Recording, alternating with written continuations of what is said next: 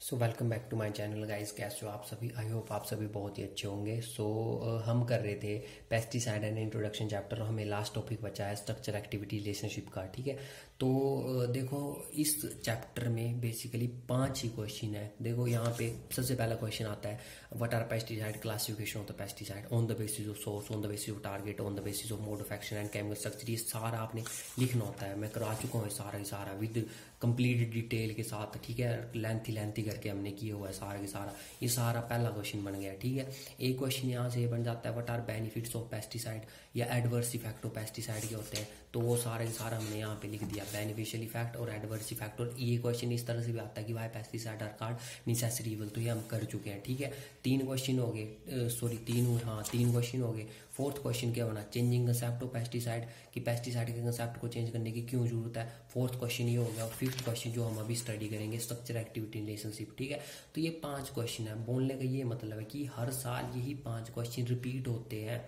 मतलब कि कभी 4 क्वेश्चन पूछ लिए जाएंगे, फिर अगली बार जो 4 आएंगे उनमें से 3 तो रिपीटेड ही होंगे, एक आएगा नया वाला। अब एग्जामिनर क्या कर सकता है इस केस में? एग्जामिनर ये कर सकता है, जैसे मैं आपको बता चुका हूँ, जैसे हमें क्वेश्चन पेपर आया था, तो देखो ये है क्वेश्चन पेपर। ठीक है, अब जैसे क्वेश्चन नंबर 1 पूछा उसने कि define pesticide, discuss various types of pesticide. अब यहाँ पे पेस्टिसाइड हम लिख देंगे। वेरियस टाइप्स में बच्चा कंफ्यूज होगा, क्या टाइप्स में क्या लिखना होगा। तो टाइप्स में यहाँ पे वो लिखने थे हमने जो केमिकल स्ट्रक्चर के बेसिस पे क्लासिफिकेशन थी ना, ऑर्गेनोक्लोरिन, क्योंकि वही तो टाइप है पेस्टिसाइड की। ऑर्गेनोक्लोरिन पेस्टिसाइड क्या होते हैं? ठीक है, ऑर्गेनोफॉस्फेट, क्योंकि वो क्लासेस है ना पेस्टिसाइड की, उन्हीं के अंदर तो पेस्टिसाइड बिलोंग कर रहे हैं कि कौन सा पेस्टिसाइड किस क्लास को बिलोंग कर रहा है। ठीक है, तो वो लिखने थे यहाँ पे। और जैसे सेकंड पूछ लिया कि एडवर्स इफेक्ट पूछ लिए हैं ऑन प्लांट एंड एनिमल, मतलब सारे के सारे नहीं पूछे हैं उसने एडवर्स इफेक्ट, उसने सिर्फ 2 के पूछे हैं। तो इस तरह से चेंज कर सकता है। कर रही है तो हमने सारे पूरा टॉपिक ही है। ठीक है, पूरा टॉपिक पूछेगा तो भी हम लिखेंगे, नहीं भी पूछेगा तो 2 पूछे तो किए हैं, ये तो हम कर लेंगे आराम से। ठीक है, ऊपर वाला किया हमने पूरा की पूरा। वेरियस टाइप्स मैंने आपको कराए थे केमिकल स्ट्रक्चर पे कि ऑर्गेनोक्लोरिन, ऑर्गेनोफॉस्फेट, और उनकी डिटेल में छोटे छोटे नोट्स भी बताए थे कि ये लिखने हैं आपने। ठीक है, तो वही पूछ लिया था। मतलब बोलने की ये बात है कि अगर आपने सारे के सारे मेरे नोट्स किए हुए हैं ना, तो मैं डेफिनेटली श्योर होंगी मैं क्वेश्चन आपका छूटने नहीं दूंगा वहां से। ठीक है, और जो रही बात अगर ज्यादा टफ में जाएगा, ठीक है, टफ तो इसके बाद रहेगा उसको पूछने के लिए। ठीक है, बट वो हमसे चलाकी करने की कोशिश करेगा तो हम क्या करेंगे, जो शॉर्ट क्वेश्चन है ना इसके वो आगे मैं बताऊंगा। देखना जो सारे के सारे शॉर्ट क्वेश्चन है बुक में ना, और जो लॉन्ग क्वेश्चन है, एक भी क्वेश्चन ऐसा नहीं लगेगा आपको कि हमने पढ़ा नहीं अभी तक, क्योंकि ये हमारा लास्ट टॉपिक है स्ट्रक्चर एक्टिविटी रिलेशनशिप वाला। ठीक है, इसको करेंगे हम। ठीक है, और ये पूरा ही पूरा चैप्टर कंप्लीट हो जाएगा। और देखो जो नेक्स्ट इसका पार्ट बना था, इसमें स्ट्रक्चर एक्टिविटी रिलेशनशिप बन गया है क्वेश्चन, और एक बना है अप्रोच ऑफ। देखो ये डायरेक्ट पूछे गए हैं, मैंने वही बोला आपको कि या तो डायरेक्ट पूछेगा क्वेश्चन को, या तो क्वेश्चन को पूरा ना पूछ के उसको आधा पूछेगा, ताकि बच्चा कंफ्यूज हो कि हाँ भाई एडवर्स इफेक्ट पूछे तो प्लांट एंड एनिमल के पूछे, सॉइल वाटर कंटेमिनेशन नहीं पूछा, सरफेस वाटर कंटेमिनेशन नहीं पूछा, सॉइल कंटेमिनेशन नहीं पूछा। तो ये एक चालाकी कर सकता है इसमें। इसको चालाकी नहीं बोलते। ठीक है, इसको बोलते हैं थोड़ा सा चेंज करना। चालाकियां तो ये हो सकती है कि मान लो कभी कभार ऐसा भी होता है, जैसे ये मेरे पास एक और क्वेश्चन पेपर है तो मैं आपको बताता हूँ कि चालाकी किस तरह से वो कर सकता है। अब देखो ये तो डायरेक्ट क्वेश्चन पूछ लिए हैं कि why they are called necessity, पूरे पूरे क्वेश्चन मैं आपको करा चुका हूँ, और डेफिनेटली बोल सकता हूँ कि छूटेगा कोई नहीं। आप अगर 4-5 साल के क्वेश्चन पेपर देख लेना, और जो पहला सेक्शन में अभी तक मैंने पहला ही करवाया ना उसको चेक कर लेना। अगर कोई क्वेश्चन आपको लगता हो कि ये नहीं करवाया और ये आया है, ठीक है, तो मेरे को बताना। ठीक है, क्योंकि मैंने अपने से अपना 100% दिया, और मैंने जितना जो मैंने किया था ना वही मैंने आपको करवाया है। जो मैंने अपने आप स्टडी किया था अपने टाइम में एग्जाम में, ठीक है, तो वही मैंने आपको करवाया है। देखो यहाँ पे क्लासिफिकेशन आ गई on the basis of mode of action. ठीक है, ये मैंने करवाई है आपको। और जो नेक्स्ट इसने क्वेश्चन बनाया ना, देखो ये चालाकी कर सकता है कि what are pest and write a short note on pest management. अब पेस्ट में आपको क्या है वो तो मैंने करवाया, बट बुक में नहीं था ना ये, बट मैंने करवाया आपको। ठीक है, कि what are pest and write a short note on pest management. अब पेस्ट मैनेजमेंट भी नहीं है बुक में, तो ये हुआ थोड़ा सा कि जिसने अब बुक से ही पढ़ा था, ठीक है, तो उसने तो ये क्वेश्चन कहीं देखा नहीं होना, तो उसके लिए फिर टफ हो गया, और बोलने लगा कि ये तो आउट ऑफ सिलेबस ही आ गया, बट आउट ऑफ सिलेबस नहीं है, ये आपकी सिलेबस का है। ठीक है, और जैसे ये हाउ पेस्टिसाइड अफेक्ट सोइल, अब जो रट्टा मारेंगे, ठीक है, वो तो कंफ्यूज होंगे कि यार सोइल को किस तरह से, बट जिसने पढ़ा है ना कि सॉइल कंटेमिनेशन, और उसके दिमाग में छपा होगा कि भाई यही है कि सॉइल कंटेमिनेशन ही लिखना है इसमें, क्योंकि हाउ पेस्टिसाइड अफेक्ट सॉइल, कि किस तरह से प्रभावित करते हैं सॉइल को। भाई पेस्टिसाइड सॉइल को कंटेमिनेट करते हैं, और मैं बता चुका हूँ आपको सारा की सारा। तो ये चालाकियां करता है, कभी 3 पार्ट में डिवाइड कर देगा और ये 2 पार्ट देखो इसने क्या किया कि ये 6 नंबर का ये डाल दिया, तो ये हमने लिखा है 6 नंबर का इसका कंटेंट पीछे, ठीक है। वहां से जहां से मैंने आपको करवाया था, according to World Health Organization 1/3 of the population of the world suffering from hunger and malnutrition, तो वो वाला पूरा की पूरा नीचे तक आपने लिखना है, ठीक है, जहां तक करवाया है। और ये 3 नंबर का पूछ लिया, इस तरह से भी कर सकता है चेंज। तो मैंने आपको ये पहले ही क्लियर करवा दिया था जिस दिन सिलेबस की मैंने ओवरव्यू बताया था कि चेंजिंग होगी तो एग्जामिनर चेंज करना चाहेगा तो कुछ भी कर सकता है चेंज। तो आपने हर एक चीज, हर एक पॉइंट को दिमाग में बिठा के जो है तैयारी करनी है अपनी, कि कहाँ जहां मर्जी से चेंज करते मैं क्वेश्चन को अटेम्प्ट करने के लिए कैपेबल हूँ।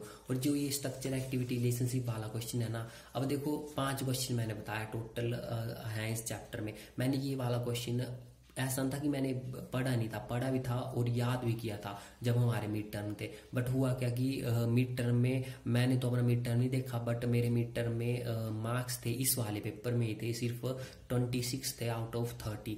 और जो ये जो क्वेश्चन था ना, इसी की वजह से आई थिंक, जो मेरे को लग रहा है कि मे भी इसी की वजह से मेरे नंबर कटे होंगे, क्योंकि मैंने पेपर नहीं देखा है अपना। बट जहां तक मेरे को फील हुआ कि क्योंकि सर ने जो है हमें इसका काफी वाइड नोट दिया था, यही क्वेश्चन कराया था बस सर ने हमें, और कुछ नहीं कराया पूरी बुक में, ठीक है। तो इसका एक वाइड नोट दिया हुआ था, बट मैंने वो नहीं किया था क्योंकि मेरे को समझ नहीं आया था टू बी वेरी ऑनेस्टली। तो मैंने यहीं से ही जो बुक में लिखा है ना, ये सारा कंटेंट यही याद किया था। बट मेरे नंबर कट गए थे वहां पे, तो मैंने सोचा था फाइनल में कि मैं क्वेश्चन को ही नहीं करूंगा। क्यों नहीं करूंगा? क्योंकि मैं अपना स्मार्ट स्किल लेके चला था वहां पे। क्या स्मार्ट स्किल थी कि भाई एक क्वेश्चन छोड़ दिया, क्या होगा, एक ही क्वेश्चन होगा ना, एक सेक्शन मेरा बर्बाद हो जाएगा। क्योंकि मेरे को पता था ये क्वेश्चन इस साल भी आया, अगले साल भी आएगा, ये अश्योर्ड है कि इसने आना ही आना है, ठीक है। बट जो रिमेनिंग 4 क्वेश्चन है भाई, इसमें क्यों मत्था मारूं मैं इतना, और ये छोटा सा भी है, ठीक है। तो रिमेनिंग जो 4 क्वेश्चन पीछे के किए हमने, इतने वाइड वाइड करके किए, ठीक है, तो उन्हीं को ही किया जाए। बेस्ट प्रेफरेंस तो यही रहेगी ना। तो मैंने फिर वही अच्छे से किए थे। ये ऐसा था, इसकी रीडिंग कर ली थी कि अगर 2-3 नंबर में आ जाता तो मैंने करना था ये। बट अगर ये आया था 7 नंबर का आया था इस बार, ठीक है। ये देखो ये क्वेश्चन बना हुआ है स्ट्रक्चर एक्टिविटी रिलेशनशिप, ठीक है। तो 7 नंबर का आया था, तो फिर मैंने छोड़ दिया था ये, क्योंकि करना तो एक ही सेक्शन का एक ही क्वेश्चन होता है। तो मैंने फिर ये वाला अटेम्प्ट किया था सेक्शन, ठीक है। तो मैं यही प्लान लेके चला था कि आ जाएगा, मेरे को पता था आना था इसने, बट आएगा। तो फिर मेरे पास बैकअप प्लान था, ठीक है। तो यही आपको अप्रोच बताई मैंने कि ये सारे के सारे 4 ही चैप्टर हैं पूरी बुक में। तो 4 चैप्टर में से किस तरह से छोड़ना होता है, किस तरह से करना होता है, that depend on your skill, ठीक है, कि आप किस तरह से दिमाग लगाते हैं। तो मैंने दिमाग लगाया था, ठीक है। मैंने यही क्वेश्चन नहीं छोड़ा, मैं आपको आगे बताते चलूंगी मैंने कौन कौन से छोड़े थे, ठीक है, और क्या कौन सी बेसिस को मतलब कौन से पॉइंट को ध्यान में रखते हुए छोड़े थे, ठीक है। तो मैं बता चुका आपको, अब टाइम ना वेस्ट करते हुए। ये थी जनरल सी बातें। तो थोड़ा सा तो आप सीखे होंगे इस चीज से कि किस तरह से थोड़ा स्मार्टली हमने वर्क करना है, ठीक है, कि क्या चीज छोड़नी है, क्या पढ़नी है। ऐसा नहीं है अब कि एक छोड़ा तो आप 4-5 क्वेश्चन ही छोड़ने लग पड़े। भाई 5 क्वेश्चन है तो एक छोड़ के आप सेफ साइड पे चल सकते हो, क्योंकि 4 तो आपके टिप्स में होने चाहिए। मैंने बेशक ये छोड़ा, बट मैंने ये पूरा नहीं छोड़ा, ये याद भी किया था, ठीक है। और बाकी जो 4 क्वेश्चन थे वो तो टिप्स में थे मेरे, ठीक है। तो इस तरह से चलना होता है। तो स्ट्रक्चर एक्टिविटी रिलेशनशिप कर लेते हैं हम। देखो रिलेशनशिप क्या होता है, बेसिकली 2 चीजों के बीच में रिलेशनशिप होगा। किसके बीच में रिलेशनशिप होगा? That is the relationship between chemical structure of A molecule and it's biological activity और द स्टडी ऑफ स्ट्रक्चर। अब यहाँ पे हम पेस्टिसाइड की बात कर रहे हैं। So study of structure activity relationship of a particular pesticide provide the relationship between its pesticide activity and its structure productivity. अब हम पेस्टिसाइड की बात कर रहे हैं तो हमने SAR किसकी स्टडी करनी है, SAR भी बोलते हैं इसको, तो एक नंबर में बन सकता है। SAR stand for structure activity relationship. So हम पेस्टिसाइड की बात कर रहे हैं तो structure activity relationship of a particular pesticide provide relationship between its pesticide activity and structural productivity. The activity of a particular compound can be alter by slight modification in its chemical structure, that is by substitution of a group with another group. देखो कोई भी particular compound है उसके हम activity किस तरह से change कर सकते हैं, एक्टिविटी, ठीक है। तो उसकी एक्टिविटी हम चेंज कर सकते हैं बाय स्लाइट मॉडिफिकेशन, क्योंकि कोई भी चेंजिंग करनी हो तो हमें क्या करना पड़ता है, मॉडिफिकेशन करनी पड़ती है, ठीक है। तो कंपाउंड की एक्टिविटी को चेंज करने के लिए हमें मॉडिफिकेशन करनी पड़ेगी। मॉडिफिकेशन किसकी करेंगे हम? मान लो कोई ग्रुप किसी कंपाउंड में, मान लो फिनोल का मैं जनरल साहब का एग्जांपल देता हूँ, ठीक है। तो फिनोल में क्या लगा हुआ आपके पास, जैसे आपके पास है बेंजीन रिंग है और OH है, ठीक है। तो OH को मैंने मॉडिफिकेशन कर दी OH ग्रुप में, और OH को सब्स्टिट्यूट कर दिया अनदर ग्रुप से, मान लो मैंने NH2 लगा दिया, तो फिनोल से क्या बन गया मेरा? एनिलीन बन गया, ठीक है। तो यही है स्ट्रक्चर एक्टिविटी रिलेशनशिप की। किसी भी कंपाउंड की एक्टिविटी को हमने चेंज करना है, ठीक है, तो उसके स्ट्रक्चर पे क्या कर देंगे हम? मॉडिफिकेशन कर देंगे। मतलब उसके स्ट्रक्चर में कोई सब्स्टिट्यूएंट ग्रुप लगा होगा, ठीक है, तो उसको सब्स्टिट्यूट कर देंगे विद अनदर ग्रुप से, ठीक है। और एक टर्म आती है यहाँ पे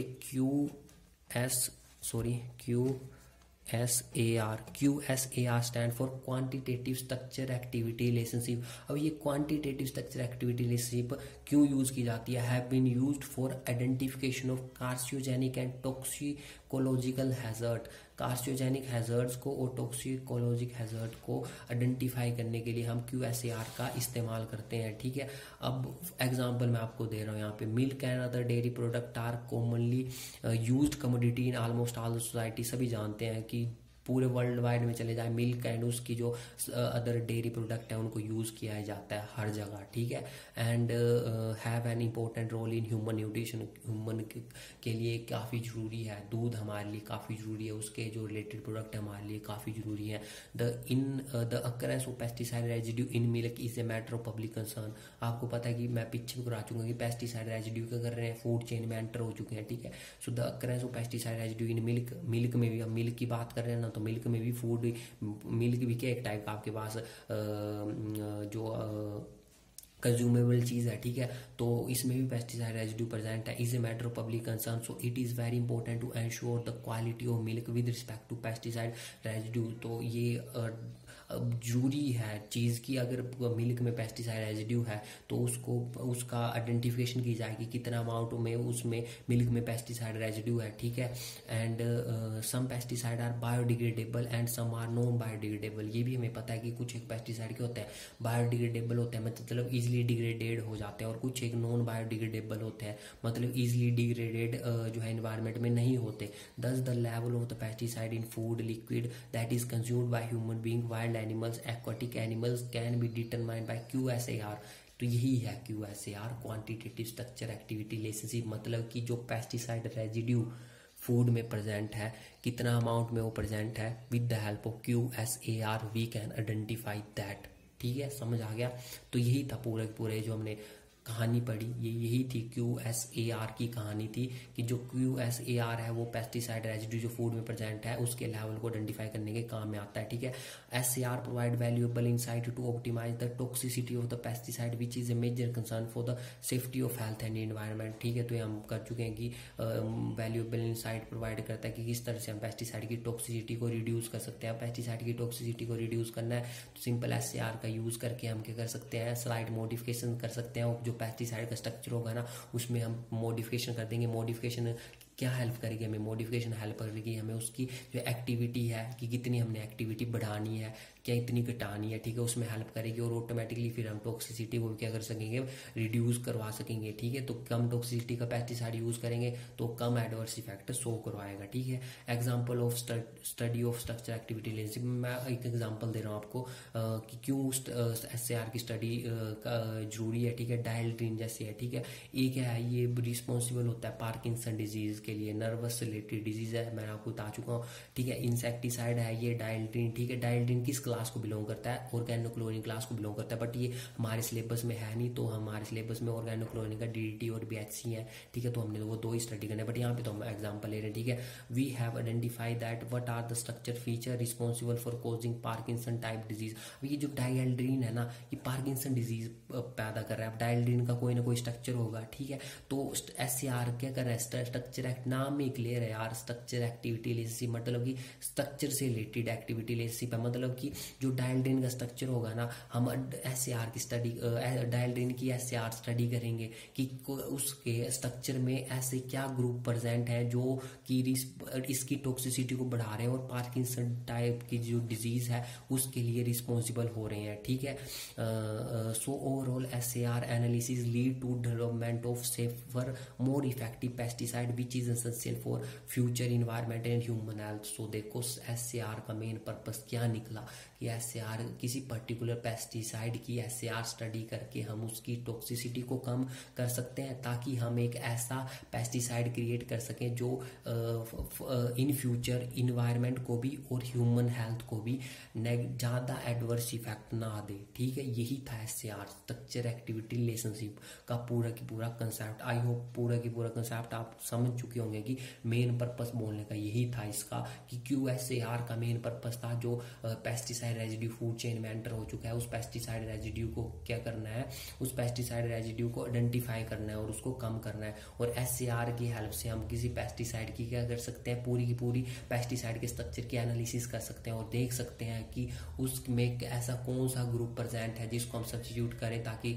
उसकी एक्टिविटी को कंट्रोल कर सकें, उसकी टॉक्सिसिटी को कम कर सकें, ठीक है। तो ये सारे की सारे चीजें आपने लिखनी है, ठीक है। और मैं आपको जनरल सा सजेस्ट करूंगा कि अगर ये 2-3 नंबर में आता है ना क्वेश्चन, तभी इसको करना, नहीं तो बाकी तो मैंने आपको सारा करवा दिया है, तो उन्हीं को ही प्रेफरेंस देना, क्योंकि ये थोड़ा सा ऐसा होता है कि टीचर इसका एक्यूरेट, देखो बुक से जो था वो मैंने करवा दिया, यही था सारा बुक में लिखा तो मैंने करवा दिया।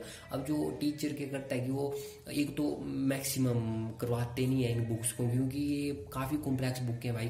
जो केमिकल टेक्नोलॉजी होगी, आई थिंक कि पूरी यूनिवर्सिटी में कोई भी टीचर करवाता होगा, क्योंकि हमारे में तो नहीं करवाया ना, टू बी वेरी ऑनेस्टली जो हमारे कॉलेज में है, ठीक है।